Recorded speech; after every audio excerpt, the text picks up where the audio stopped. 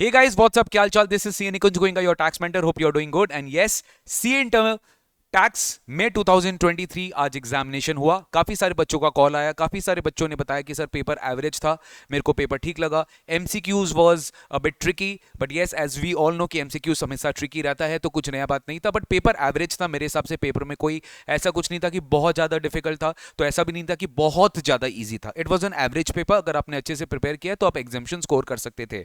सबसे पहले जो बच्चे अभी ग्रुप 2 का एग्जाम्स देने वाले हैं परसों से, तो प्लीज आप ये वीडियो को स्टॉप कर दो, वीडियो को मत देखो। आपके लिए वीडियो रहेगा यूट्यूब चैनल पे, आप बाद में देख लीजिएगा। Please I request you, don't watch the video. और टेंशन भी मत लो, May 23 का paper, I know exams difficult आ रहे हैं, बहुत सारे स्टूडेंट्स को डिफिकल्ट लग रहा है, इंटर हो चाहे फाइनल हो, कोई बात नहीं। इंस्टीट्यूट स्टेप मार्किंग देगा, इजी मार्किंग देगा, कोई बात नहीं। सबके लिए, अगर आपके लिए टफ है तो सबके लिए टफ है, आपके लिए इजी है तो सबके लिए इजी है, ऐसा सोच के रखो, ठीक है। नेगेटिव मत रहो, पॉजिटिव रहो। और प्लीज जो ग्रुप 2 का एग्जाम देने वाले, ग्रुप 2 जाकर रिवाइज करिए।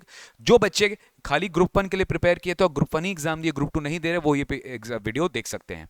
तो चलिए, without wasting any time, let me discuss CA inter tax में 23। एक शॉर्ट में एक बार पेपर रिव्यू लेते हैं कि सर कैसा पेपर आया। ऑब्वियसली 30% जो एमसीक्यू है वो हमें नहीं पता, वो इंस्टीट्यूट कभी रिलीज नहीं करता, बट यस जितना सुनने को आया कि ट्रिकी आया sir, it was okay, average. तो यस, अगर बच्चों ने अगर अच्छे से प्रिपेयर किया होगा तो ठीक से वो कर पाएंगे। तो चलो 70% वाला जो पार्ट है वो अपने पहले डिस्कस करते हैं। पहले बेटा अपने आते हैं पार्ट ए में, ठीक है। पार्ट ए मतलब सेक्शन है इनकम टैक्स। सेक्शन ए में एज वी ऑल नो कि 14 मार्क्स आपका टोटल इनकम से क्वेश्चन आता है। और टोटल इनकम का क्वेश्चन मैंने हमेशा आप लोगों को बोला कि आप हमेशा लास्ट में अटेम्प्ट करना। और एज एक्सपेक्टेड इस बार टोटल इनकम में इन्होंने क्या दिया, इनकम एंड एक्सपेंडिचर अकाउंट दे दिया। क्या दे दिया? इनकम एंड एक्सपेंडिचर अकाउंट दे दिया। मिस्टर भासन, a resident individual age 52 years, provides management consulting services to corporate and non corporate clients। उसका इनकम एंड एक्सपेंडिचर अकाउंट आपको पर्टिकुलर फाइनेंशियल ईयर एंड का दे दिया, ठीक है। Interest on savings bank account, ये सब देखते आपके दिमाग में क्या जाना चाहिए था, ये सब देखते आपके दिमाग में ATTTA, ये सब डिडक्शन के सेक्शंस है। Winning from lotteries net of cost of lottery tickets 99,500। अपना को पता है सर कि लॉटरी टिकट का डिडक्शन अपने को मिलता नहीं है। इनकम फ्रॉम अदर सोर्सेज में आपको पूरा 1 लाख टैक्सेबल करना पड़ेगा। ये जो रेंट रिसीव्ड है ये आपका एचपी में चला जाएगा, यहां से आपको नेट प्रॉफिट से माइनस करना पड़ेगा, ठीक है।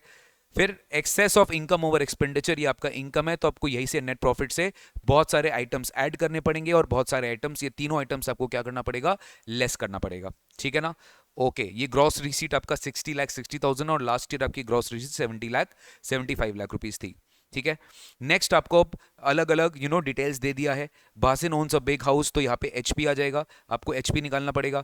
Employer remuneration includes a sum of 3 lakh paid to his wife Bina, who is a working as a manager in his office. She does not have any technical professional qualification required for the job. The payment of salary was as per the market rates in comparison to the similar work profile, ठीक है। तो यहाँ पर अपने clubbing का provision पड़े थे कि अगर रेम्युनरेशन एक ऐसे आपके स्पाउस को मिल रहा है, राइट, अगर आपके स्पाउस को रेम्युनरेशन मिल रहा है in which you have substantial interest, तो in that situation if she is not technically qualified for the job, तो वो इनकम आप में क्लब हो जाएगा। Rates and tax 10,000 paid as municipal tax of the house, तो ये आपको पीजीबीपी में एड बैक करना पड़ेगा और आपको म्यूनिसिपल टैक्स का डिडक्शन एचपी में मिल जाएगा। Interest represents interest on capital borrowed from a nationalized bank for construction of the house. The construction was completed in financial year 10-11. Neither the loan nor the interest was paid till the due date of filing return। आपको पता है interest का जो expenditure है वो जब तक आप पेमेंट नहीं कर देंगे तब तक आपको डिडक्शन नहीं मिलेगा, तो 43B में आपको उसको डिसअलाउ करना पड़ेगा। Based on the actual rent received for unit 1, Bhasin has debited 2,40,000 as notional rent for unit 2 which is used for his profession। Next आता है आपका lump sum premium, very very important. यहां पर ये 3 साल के लिए आपने प्रीमियम पे किया, effective from this date to this date. तो यहाँ पे अपने रेलिवेंट प्रीवियस ईयर पढ़े थे कि प्रीवियस ईयर 22-23 से लेकर प्रीवियस ईयर 25-26 तक, राइट। ये इस बीच में 22-23, 23-24, 24-25, 25-26 4 साल के लिए ये प्रीमियम आपने पे किया, तो आपको 4 साल में इसको क्या करना पड़ेगा, डिवाइड करना पड़ेगा, ठीक है। It was paid through account payee cheque. Professional fees includes 1 lakh paid to Raunak, an Indian resident on which tax was not deducted. तो अपने को पता है कि अगर आपने 194J में टीडीएस नहीं काटा, कि जो भी आपको काटना चाहिए था प्रोफेशनल फीस में, तो यहाँ पे आपको 30% क्या करना पड़ेगा, डिसअलाउ करना पड़ेगा, ठीक है। फिर आपको असेट्स के बारे में बता दिया, 1 block containing computers which came into existence only on this date when new laptops. यहाँ पे पूरा आपको असेट का पूरा ब्लॉक निकाल के बताना था, scanners and all. He charge depreciation debited the amount of this, तो आपको इनकम टैक्स के हिसाब से डेप्रीसिएशन निकालना था। Next, this amount is not reflected in income, तो यहाँ पे आपको हायर एजुकेशन के लिए आपको 80E का डिडक्शन मिल जाएगा जो भी आपने इंटरेस्ट पे किया for the higher education amount. और आपको टोटल इनकम निकालना है under proper heads, under regular provision, assuming he does not opt. तो मेरे हिसाब से 14 नंबर के हिसाब से बहुत ईजी क्वेश्चन था और आपको डेफिनेटली इसमें स्टेप मार्किंग मिलेगा। आप स्टेप मार्किंग यहाँ पे अच्छे से एक्सपेक्ट कर सकते हो जो इंस्टीट्यूट आपको डेफिनेटली देगा। ठीक है, नेक्स्ट एकदम इजी क्वेश्चन था, रेसिडेंशियल स्टेटस से क्वेश्चन 3 नंबर का क्वेश्चन आया था। Jaichand left India for employment in country x. यहां पर आपको बताया कि फाइनेंशियल ईयर में you did not come into India at all, तो यहां पे डेफिनेटली डीम रेसिडेंट का कॉन्सेप्ट हो सकता था अगर टोटल इनकम इंडियन सोर्स से 15 लाख से ज्यादा है, right. He did not come to India at all, तो यहां पे आपको चेक करना पड़ेगा commercial building in New Delhi, income from commercial building in New Delhi computed है, मतलब ये ऑलरेडी कंप्यूटेड है, इसमें आपको कोई फर्दर डिडक्शंस नहीं देना। Income from retail store 4,50,000 computed है, तो 12 लाख प्लस 4,50,000 16.5 लाख हो गया। तो इंडियन सिटीजन अगर country X does not tax any individual on their income as there is no personal income tax regime there, मतलब ये इंडिया में स्टे, ये जो कंट्री एक्स का he left India for employment in country X में भी he was not liable to pay tax, so he's not liable to pay tax in any country outside India. In that situation he's a deemed resident if his total income from Indian sources exceeds कितना 15 lakh rupees. Will your answer change if he's a citizen of country X? अगर ये country X का citizen होता तो sir ये Indian citizen नहीं होता, ये foreign citizen होता, तो foreign citizen में deemed resident को situation applicable नहीं है, तब फिर आप क्या करते तब आपके लिए 60 डेज और मोर वाला कंडीशन एप्लीकेबल होता और लास्ट 4 साल 365। तो यहाँ पे बोल ही दिया 60 डेज आप एवरी ईयर विजिट कर रहे हो since then, ठीक है। आप every year left India for employment in country X on 5th June 2014, he regularly visited India and stayed for 60 days every previous year, हर साल वो 60 days visit कर रहा है। तो यहाँ पे मुझे बताओ अगर वो regularly इंडिया में visit कर रहा है and stayed for 60 days in every previous year since then, in the financial year he did not come to India at all, ये पूरा residential status का क्वेश्चन था। यहाँ पे करंट ईयर में वो इंडिया में आया ही नहीं है, तो सर वो बन जाता नॉन रेसिडेंट। वो करंट ईयर में इंडिया में आया ही नहीं है, करंट ईयर में अगर वो इंडिया में आया ही नहीं है तो फिर वो स्टे ही नहीं किया है, तो वो बन जाएगा नॉन रेसिडेंट अगर वो कंट्री एक्स का सिटीजन है। Next, Mr. Prashant is an Australian citizen who settled in Australia, visits India for 125 days every financial year. Australian citizen है, ध्यान रहे इंडियन सिटीजन नहीं है। 128 डेज और मोर वाला प्रोविजन हम लोग इंडियन सिटीजन के लिए पढ़े थे। He during the current year he visited India for a total period of 200 days. Current year में वो 200 दिन स्टे किया है। Purpose of his visit was to meet his family members who are settled in India and also for managing his business in Sri Lanka through his Indian office.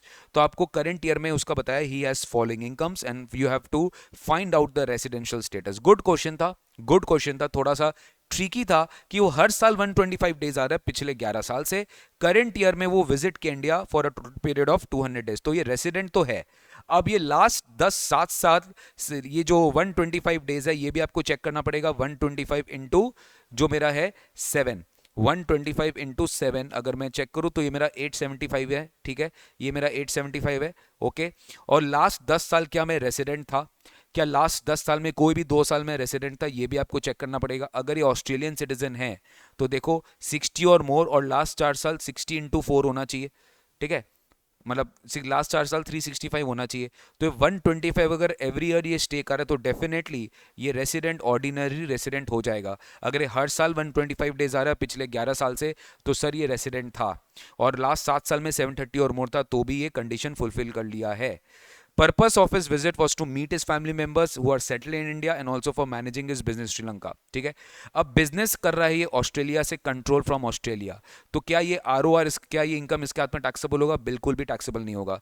Controlled from Chennai हो रहा है, income from business in Sri Lanka controlled from Chennai, sir ये जो है ये RNOR के हाथ में स्पेशली टैक्सेबल होता है। अच्छा ये ROR है तो ROR है तो उसके हाथ में ये टैक्सेबल हो जाएगा अगर, क्योंकि रेसिडेंट ऑर्डिनरी रेसिडेंट है, ये भी ROR इसके हाथ में टैक्सेबल हो जाएगा, ये भी टैक्सेबल हो जाएगा। Income from agriculture land in Australia receive there and brought to India, ये भी क्या हो जाएगा? टैक्सेबल हो जाएगा। तो सर रेसिडेंट ऑर्डिनरी रेसिडेंट है because he is not an Indian citizen, इसके ऊपर 60 डेज वाला ही कंडीशन एप्लीकेबल होगा। अगर इंडियन सिटीजन होता तो इसके ऊपर 60 डेज वाला कंडीशन नहीं, इसके ऊपर 182 डेज वाला कंडीशन एप्लीकेबल हो जाता। Now he has come for a visit to India for this, ठीक है। तो this was again a very good question. Next देखिए एक्सपेक्टेड क्वेश्चन था, डायरेक्टली CBDT का सर्कुलर से क्वेश्चन पूछा गया था 194 आर से, ठीक है. He is a social media influencer. She makes videos reviewing various electronic items. ये टीडीएस का सवाल था. And post those videos on social media. ठीक है. On 1 December XYZ Indian company ने इलेक्ट्रॉनिक कार जो मैन्युफैक्चर करता है gave her a brand new car having fair market value of 6 lakhs to promote her social media page. She used that car for 7 months for her personal purpose, recorded a video reviewing the car and then returned the car to the company. इसने car क्या कर दिया? Return कर दिया. तो आपको discuss करना था 194 आर. एकदम बहुत ही ज्यादा इजी क्वेश्चन यहां से इंस्टीट्यूट ने पूछा था. ठीक है. Aruna is a CEO of a multinational company. She hires Suresh for supply of her housing staff. Supply of labour हमने पढ़ा था 194C में, बट 194C में यहां पर लिखा है गार्डनर, शेफ्स एंड ड्राइवर्स. ये पर्सनल पर्पस है. ठीक है. तो 194C यहां पर एप्लीकेबल नहीं होगा sir, because it's a personal purpose payment. She makes the following payments to him 25 lakh on this and 30 lakh on this. तो ये 55 लाख का पेमेंट कर दिया. 50 लाख के ऊपर पेमेंट करने से 194M अपने पढ़े थे एप्लीकेबल हो जाता है when you are not liable to deduct TDS under 194C. What would be your answer if Aruna is a business women? मतलब वो बिजनेस कर रही है and her books are not audited in the immediately preceding financial year and the payment to Suresh is for business purpose. अगर यही payment वो business purpose के लिए कर रहा होता तो डेफिनेटली यहां पर उसका 194C एप्लीकेबल हो जाता. अब यहां पर एक इंपॉर्टेंट पॉइंट ये है, her books are not audited in the immediately preceding financial year. ये थोड़ा सा इंस्टीट्यूट ने क्या किया, ये ना कंडीशन हट गया है. पहले ऑडिट का प्रोविजन था, अभी 1 करोड़ का टर्नओवर का प्रोविजन आ गया, 50 लाख का प्रोफेशन का टर्नओवर का प्रोविजन आ गया है. तो अगर she is a business women, अगर हम मान के चले कि उसका लास्ट ईयर ऑडिट नहीं हो रहा है, मतलब लास्ट ईयर अगर उसका टर्नओवर 1 करोड़ से ज्यादा नहीं है, तो 194C उसके ऊपर एप्लीकेबल ही नहीं है, because she was not liable to tax audit in the last year assuming a turnover is also not exceeding 1 CR. तो 194C उसके केस में एप्लीकेबल नहीं होगा. By virtue of an agreement with a nationalized bank, ABC Private Limited, a company engaged in catering business, received 60,000 per month, ध्यान से, towards supply of food, water, snacks during office hours to the employee of the bank. Again यहाँ पर work के definition में catering services cover होता है. TDS implication में आपको देखना पड़ेगा कि हाँ पर कॉन्ट्रैक्ट अगर मेरा 30,000 से ज़्यादा है या एग्रीगेट मेरा 1 लाख से ज़्यादा है तो मेरे को टीडीएस काटना पड़ेगा. ठीक है. नेक्स्ट आपको जो क्वेश्चन पूछा, question number 3A, this was again a very very good question. यहाँ पे आपको 10AA का SEZ का डिडक्शन निकलना था, profit into export turnover by total turnover, और यहाँ पे आपको 35 AD के अंदर में डिडक्शन निकालना था कि आपने ऑपरेशन हॉस्पिटल फैसिलिटी से प्रॉफिट कमाया 90 लाख रुपीस, उसके अगेंस्ट में आपको 35 AD का डिडक्शन मिलेगा. अब 35 AD का आप डिडक्शन कैसे लोगे? आप 35 AD का डिडक्शन 65 लाख में 15 लाख लैंड का है और बैलेंस आपका किस में है? बिल्डिंग का है. ठीक है. तो आपको यहाँ पर जो डिडक्शन है, यहाँ पे आपको 35 AD का डिडक्शन मिलेगा, और यहाँ पर क्लियरली बोल दिया the expenditure of 65 lakhs was capitalised in the books of accounts on that particular day. ठीक है. तो यहाँ पे आप डिडक्शन ले लेंगे, कंप्यूट कर लेंगे 35 AD का डिडक्शन, और उसके बाद आप जो टोटल इनकम है PGBP निकाल लोगे, उसके ऊपर आप टैक्स निकाल लोगे. फिर आपको पता है AMT भी हमें निकालना पड़ेगा. AMT कैसे निकालेंगे? टोटल इनकम जो आपने निकाला आफ्टर डिडक्शन. अच्छा, तो यहाँ पे आप 35 AD का डिडक्शन एड बैक कर दोगे, 10AA का डिडक्शन एड बैक कर दोगे, यहाँ पे आपको एडजस्टेड टोटल इनकम मिल जाएगा, उस पर आप 18.5% निकाल के AMT निकाल लोगे. AMT को नॉर्मल टैक्स के साथ कंपेयर करोगे, विच एवर इज हायर, आपकी फाइनल आंसर आ जाएगी सर. ये कुछ कुछ क्वेश्चंस इन्होंने अच्छा पूछा है, बट डेफिनेटली ये स्टैंडर्ड से एकदम एज इट इज स्टैंडर्ड था. ऐसा सवाल तो आपके एग्जाम में आना ही चाहिए था. नेक्स्ट, ये इजी क्वेश्चन था सैलरी से. डायरेक्ट क्वेश्चन आपके एग्जाम में 7 नंबर का सैलरी से आया. प्राइवेट सेक्टर कंपनी में रोहन रिटायर हुआ 31 मार्च आफ्टर कंप्लीटिंग 28 ईयर्स 3 मंथ्स, यानी 28 ईयर्स ही उसका राउंड ऑफ वो माना जाएगा. ग्रेचुटी रिसीव हुआ है, आप एग्जामिशन दे दोगे 10-10 में. Is covered under payment of gratuity act, यहाँ पे आपको प्रॉपर निकालना पड़ेगा. लीव इंकैशमेंट कितना है? 325 फॉर 210 डेज लीव बैलेंस, यानी was credited 30 days for every completed. तो 28 ईयर्स के हिसाब से अगर हम देखें तो उसका नंबर ऑफ ईयर्स कितना होता है, और उसके बाद बैलेंस कितना पड़ा है? 210 डेज. तो आपको 210 डेज के हिसाब से ही लीव इंकैशमेंट का एग्जेम्पशन यहाँ पे भी निकालना पड़ेगा. Crockery set worth 4500 from his employer at the farewell party which was organized by the HR department a day before. ये taxable नहीं होगा. Gift up to 5000 is not taxable. Cash gift fully taxable होता है. फिर आपको बोल दिया basic salary along with DA, ये नॉट फॉर्मिंग पार्ट है, ध्यान रखिएगा. बहुत जगह फॉर्मिंग पार्ट लेते हैं, बहुत जगह फॉर्मिंग पार्ट नहीं लेते हैं.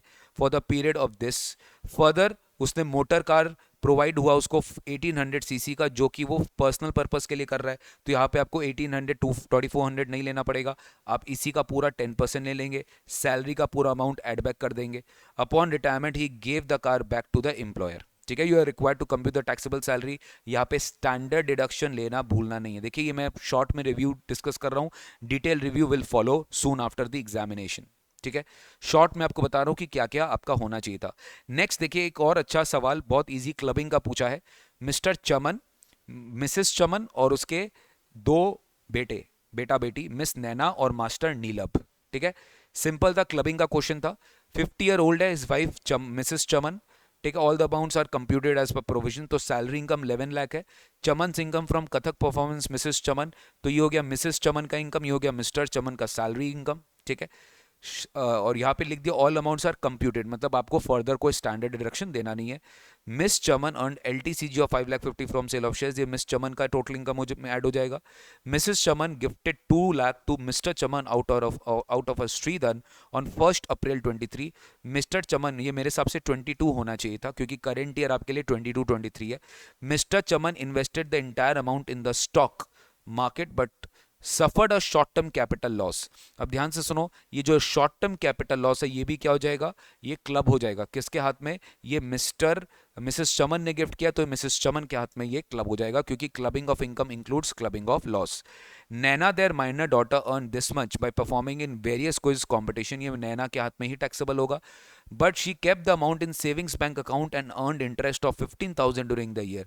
तो ये क्लब हो जाएगा किसके हाथ में, ये क्लब हो जाएगा किसके हाथ में, ये क्लब हो जाएगा इस सिचुएशन में मिस्टर चमन के हाथ में, क्योंकि उनका इनकम क्या है, ज्यादा है सर।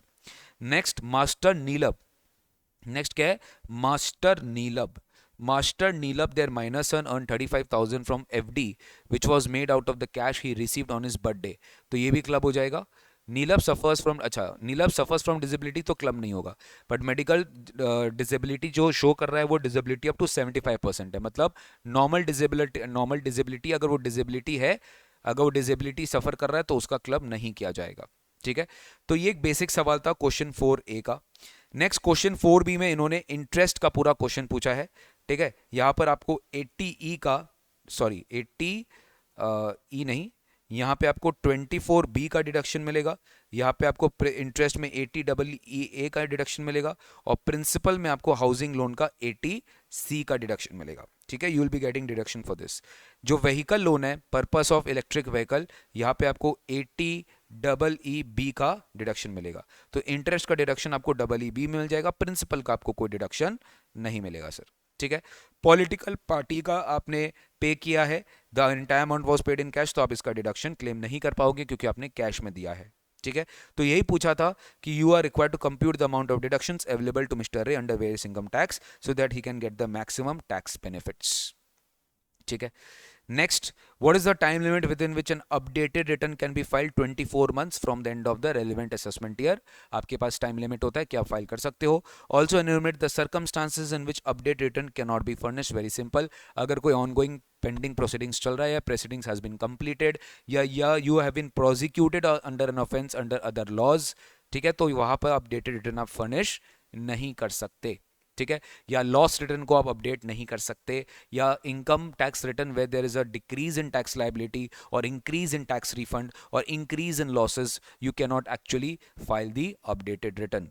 या फिर एक इसका ऑप्शन पूछा गया था, a person other than a company और a firm who is otherwise not required to furnish the return need to furnish return of income provided they fulfil certain conditions. बहुत सारे कंडीशंस है, जैसे क्या, जैसे वो electricity expense more than 1 lakh, foreign travelling expenses more than 2 lakh, right, ये सब कुछ प्रिस्क्राइब ट्रांजैक्शन से अगर आप उसको एंटर करते हो तो definitely you will have to file return of income. You are having business turnover more than 60 lakhs, gross receipts for profession more than 10 lakhs, तो ये कुछ कंडीशंस आपको बताना था कि कब कब आपको रिटर्न फाइल करना पड़ेगा।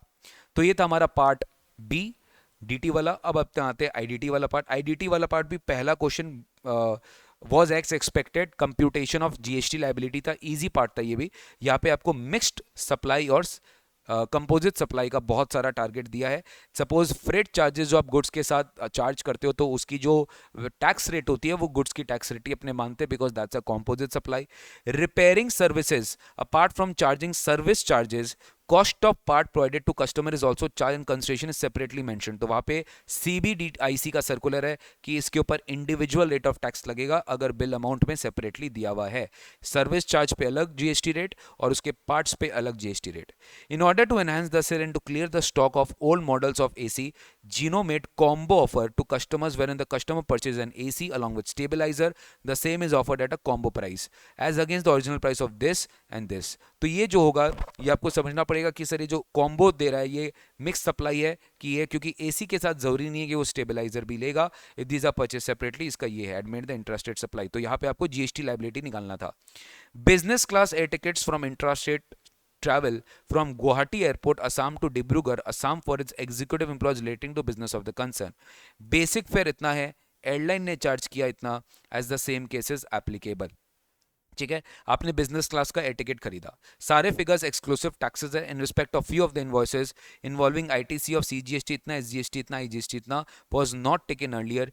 Gino Enterprises now want to avail credit in respect of the invoices in the current month. कुछ इनवॉइसेस जिसमें ये थी was not taken earlier, Gino Enterprises now want to claim the credit in respect of the invoices. अब मेरे को बताइए, अभी अपना चल रहा है फाइनेंशियल ईयर 22-23, ठीक है, कौन से मंथ का ये डिटेल एक बार ये देखते हैं। तो details of the various activities for the month of अक्टूबर 22, ध्यान दीजिएगा, ये अक्टूबर 22 का डिटेल है और आपको बोला है फाइनेंशियल ईयर 21-22, ठीक है, आपको क्या बोला है, कुछ इनवॉइसेस आपके फाइनेंशियल 21-22 के थे, आपने उसका क्रेडिट नहीं लिया था, आपने पढ़ के रखे हैं, ठीक है, आपने क्या पढ़ के रखे हैं, आपने मई 23 में एग्जाम दे रहे हैं, थर्ड फाइनेंस एक्ट 22 में अमेंडमेंट आया था 30 नवंबर, और actual date of filing annual return whichever is earlier, ठीक है। तो यहाँ पर अपने पढ़ के रखे हैं कि सर ये जो क्रेडिट है ये डेफिनेटली ले सकता है, क्योंकि अक्टूबर में ये नहीं लिया है तो डेफिनेटली अब ये ले सकता है, इसका टाइम पीरियड अभी भी बचा हुआ है, ठीक है। तो ये ले लेगा क्रेडिट, करेंट ईयर मंथ के क्रेडिट में ले लेगा। आपको टैक्सेस का रेट दिया और आपको GST पेबल पूछा है कैश में, ठीक है, तो डेफिनेटली आपका दो आउटवर्ड सप्लाई है और एक इनवर्ड सप्लाई है। आपने बिजनेस क्लास एयर टिकट्स खरीदा गुवाहाटी एयरपोर्ट से, from Guwahati airport Assam to Dibrugarh airport Assam for its executive employees related to business, तो बेसिक फेयर इतना और एयरलाइन ने इतना चार्ज किया, ठीक है, अकॉर्डिंगली आप GST निकाल लेंगे, ठीक है। ये आपका ABC हो गया सर, ठीक है। This was a good question. दो आउटपुट टैक्स आएगा, एक ITC आएगा और एक ऑलरेडी आपका एक पहले से ITC का ओपनिंग बैलेंस आएगा, मतलब जो आपने मिस कर दिया, ठीक है सर। नेक्स्ट आपका है, बहुत ही सिंपल क्वेश्चन था, आपको बहुत सारे सप्लाईज दिए हुए और आपको नीचे क्या पूछा है, compute the gross value of the supplies on which GST to be paid by Jayesh for the month of October, ठीक है। तो यहां पर कमीशन RCM एप्लीकेबल हो जाएगा, कि commission received as a recovery agent है, तो यहाँ पे RCM एप्लीकेबल हो जाएगा, जहाँ पे बैंक ही टैक्स देगा, तो ये मेरे वैल्यू सप्लाई पे आने वाला नहीं है, ठीक है। एक्शनेबल क्लेम गुड्स के डेफिनेशन से बाहर है, एक्शनेबल क्लेम गुड्स के डेफिनेशन से बाहर है, तो इस पर शेड्यूल 3 से स्कोप से बाहर है, तो इस पर GST लगने वाला नहीं है। Amount receive from ABC for performance of classical dance in one programme, इस पर GST लग जाएगा, बिकॉज यहाँ पे 150 से ज्यादा कंसिडरेशन है, ठीक है। Business assets given to a friend free of cost without any consideration, the market value is this, no ITC has been availed on such computers, तो यहाँ पे ये शेड्यूल 1 में आने वाला नहीं है, इसलिए सप्लाई भी नहीं माना जाएगा। Consideration receive for 1 month rent from a registered individual person for renting of residential dwelling for use as residence, तो यहाँ पे भी क्या लग जाएगा, रिवर्स चार्ज लग जाएगा, कि जो रजिस्टर्ड पर्सन है वो ही टैक्स देने वाला है। नेक्स्ट नीचे यहाँ पे इन्होंने क्या दिया है, details of input services paid to a unregistered GTA for various consignments for transportation of goods by road, एक GT ने आपको सर्विस दिया और वो अनरजिस्टर्ड है फॉर वेरिएबल, अगर वो अनरजिस्टर्ड है मतलब वो GST चार्ज नहीं कर रहा है, अगर वो GST चार्ज नहीं कर रहा है मतलब टैक्स आप ही को देना है, तो यहाँ पर RCM लग जाएगा। याद रखेंगे ये अमेंडमेंट आ चुका था, ये एग्जेम्पशन हट चुका था, कि वैल्यू ऑफ द कंसाइनमेंट अगर 1500 से ज्यादा नहीं है तो वो एग्जेम्प्ट हुआ करता था, बट अब ये एग्जेम्पशन हट चुका है, तो अब ये फुल्ली टैक्सेबल है, ठीक है ना, क्योंकि अनरजिस्टर्ड है, ये GST चार्ज ही नहीं कर रहा होगा, तो डेफिनेटली ये फुल्ली टैक्सेबल हो जाएगा। Next, Shyam Das was admitted to Suraksha Hospital from Mumbai for 2 days in relation to diagnosis for removal of stones from his kidney for the said services. Suraksha Hospital ने ये सब charge किया, very very important, यहाँ पर amendment आया हुआ है sir, यहाँ पे अमेंडमेंट आया हुआ है, वेरी वेरी इंपॉर्टेंट, यहाँ पे अच्छा क्वेश्चन था इसमें। अगेन ये अमेंडमेंट से क्वेश्चन पूछा गया था, रूम रेंट पे एक अमेंडमेंट आया था एग्जेम्पशन में कि अगर हेल्थ केयर सर्विसेज दिया जा रहा है तो वो एग्जेम्प्ट होता था, हेल्थ केयर में रूम रेंट है, सब कुछ एग्जेम्प्ट होता था। बट यहाँ पे 5000 की लिमिट आ गई थी कि अगर room charges 5000 per day exceed करता है तो उस पर जीएसटी लग जाएगा। लेकिन ये amendment ICU, OT, INCCU, cardiac care unit, intensive care unit, ये सब के ऊपर ये एप्लीकेबल नहीं होगा। तो रूम रेंट अगर 5000 से ज़्यादा है तो डेफिनेटली ये जीएसटी में क्या हो जाएगा, टैक्सेबल हो जाएगा। ओटी चार्जेस 5000 है, ये एग्जेम्प्ट हो जाएगा, ओटी चार्जेस पे कोई टैक्सेबिलिटी नहीं थी। डॉक्टर कंसल्टेशन चार्जेस ये पूरा टैक्सेबल हो जाए, I mean doctor consultation charges भी एग्जेम्प्ट है बिकॉज ये हेल्थ केयर सर्विस का पार्ट है, इसके ऊपर भी सीबीएसई का सर्कुलर है। और अदर सर्विसेज के बारे में कुछ मेंशन स्पेसिफिकली नहीं है, तो ये भी क्या हो जाएगा, टैक्सेबल हो जाएगा। तो रूम रेंट टैक्सेबल है और अदर सर्विसेज टैक्सेबल है, बाकी ओटी चार्जेस और doctor consultation charges should be totally exempted. Mr. Manik provides the following information regarding his tax and other liabilities under GST as per e-liability ledger. Mr. Manik wants to clear his liability in demand notice under 73. First, discuss the provision of order of discharge of the GST liability as per GST Act and advice to Mr. Manik. तो यहाँ पे अपने clearly पता है अपने को tax and other dues of current tax period पहले देना होता है और फिर tax and other dues of previous tax period, मतलब पहले आपको प्रीवियस टैक्स पीरियड का देना होता है, फिर आपको करंट टैक्स पीरियड का, पहले आपको पहला का पेमेंट करिए फिर बाद का पेमेंट करिए। तो सर यहाँ पे आपको tax due for the month of में, इंटरेस्ट एंड पेनल्टी, ये आपको पहले पे करना पड़ेगा।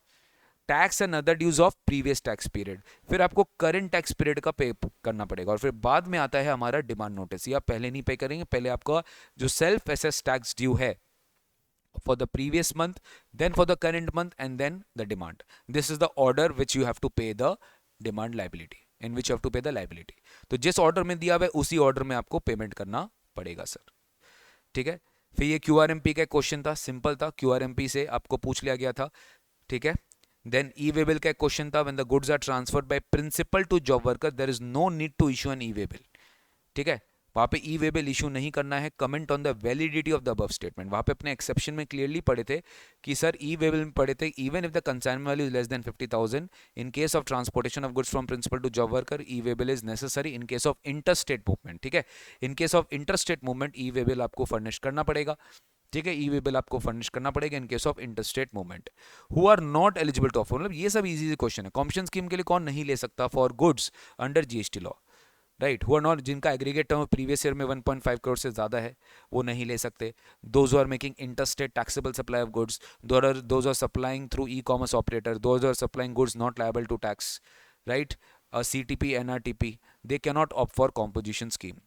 GTA services provided to an unregistered person, including unregistered casual taxable person, are exempt from GST by virtue of entry 21A of GST laws. Discuss the validity of the अब इसमें एक चीज इन्होंने क्या किया, अगर आप जीटीए सर्विसेज प्रोवाइड कर रहे हैं अनरजिस्टर्ड पर्सन को exempt from GST by virtue of this, यहां पर एक और पॉइंट है, अगर आपने जीटीए सर्विसेज अनरजिस्टर्ड पर्सन को प्रोवाइड कर रहे हैं including unregistered casual taxable person other than, ठीक है, other than those specified recipients which are applicable in 9(3), ये चीज आपको ऐड करना था यहाँ पे, अदर देन 7 स्पेसिफाइड रेसिपिएंट्स, जो कि जिस पर अगर वो सर्विसेज रिसीव करेंगे तो वहां पे वो एग्जेम्प्ट नहीं होगा सर, जैसे body corporate, factory, society, partnership firm, registered person, इनको अगर प्रोवाइड किया जाएगा तो वहां पर ये एप्लीकेबल नहीं होगा, यहाँ पे वो टैक्सेबल हो जाएगा। तो yes, we do not agree entirely with the statement, because in this situation GTA services provided to unregistered person including unregistered CTP other than those specified under, other than those 7 specified recipients notified under section 9(3), यहां पर आपकी जो GST liability है वो आ जाएगी sir, ठीक है। List any 5 activities specified in Schedule 3 which shall be neither treated as supply of goods nor as supply of services। एकदम easy था गाइस, इसमें से बेटर मेरे को लगता है ये easy, ज़्यादा easy था। आपको कोई भी 5 बताना है, ई मैजिक आपको बताया गया था, ई मैजिक में से कोई भी 5 ट्रांजैक्शन आप बता सकते थे। रूल 86 से डायरेक्ट क्वेश्चन पूछ लिया गया और rule 86 is basically nothing but 16(2) का ही कहीं ना कहीं कोई पॉइंट आता है कि commissioner on the basis of some belief he may not allow debit of an amount equivalent to the ITC in the credit ledger, state the grounds on which reasons for such belief must be based on, in the cases when assessing, in which the proper officer feels that there is no valid invoice, the goods have not been received, supplier has not paid the taxes, supply has not been made from the declared place of business, and ITC has been taken in an unjustified manner, violation of the section 16 has been made. तो बहुत सारे grounds हो सकते हैं जिसके basis पे अगर proper officer को बिलीव हुआ तो he may not allow debit of the e credit ledger. तो ये भी एक डायरेक्ट क्वेश्चन था आपके एग्जाम में. मेरे हिसाब से पेपर एवरेज था, बहुत ज़्यादा इजी भी नहीं था, जिसको बोलते थे ना एकदम केक वॉक जैसा, बहुत ज़्यादा डिफिकल्ट भी नहीं था. कुछ क्वेश्चंस ऐसे थे जिसमें आपको माइंड लगाना था, जैसे I really liked question number पहला जो जीएसटी का पूछा गया था, अच्छा सवाल था वो. मतलब इसमें ये जो इन्वर्ट सप्लाई वाला क्वेश्चन था ये बहुत अच्छा था. इन्वर्ट सप्लाई का जो इन्होंने पूछा, दिस वाज गुड. ठीक है. और आपका टोटल इनकम का क्वेश्चन अच्छा पूछा गया था, ये सवाल बहुत ही अच्छा था. 3A something very different. Salary का क्वेश्चन बहुत ईजी था. क्लबिंग का क्वेश्चन भी ओके था, it was average. TDS was a very mixed question, TDS अच्छा क्वेश्चन पूछा गया था. ठीक है. और रेसिडेंशियल स्टेटस तो इजी था, इसमें कोई डाउट नहीं था sir. So this was a short review. Short तो क्या बोलूंगा मैं, पूरा ही रिव्यू दे दिया. आधा घंटा में पूरा सी इंटर टैक्स का पेपर रिव्यू हो गया सर. यही बोलते हैं, शॉर्ट बोलते हैं बट हो नहीं जाता, हो जाता है लॉन्ग. ठीक है. But I tried my level best. Obviously detail review आएगा आफ्टर द एग्जामिनेशन. जो बच्चे टैक्स देकर आ गए हैं और अभी ग्रुप 2 नहीं प्रिपेयर कर रहे हैं तो बस आप आराम से थोड़ा रिलैक्स करो और फिर थोड़े दिन बाद ग्रुप 2 का प्रिपरेशन स्टार्ट कर देना. Don't wait for the results. ठीक है. Don't wait for the results. Group 2 का प्रिपरेशन थोड़े दिन बाद स्टार्ट कर देना फॉर योर नेक्स्ट एग्जामिनेशन. ठीक है. Don't wait for the results. तो चलो, thank you so much. Take care. God bless you. Bye bye. See you very soon in our YouTube channel. देखते रहिए और please subscribe the channel for the real time updates and press the bell icon button too.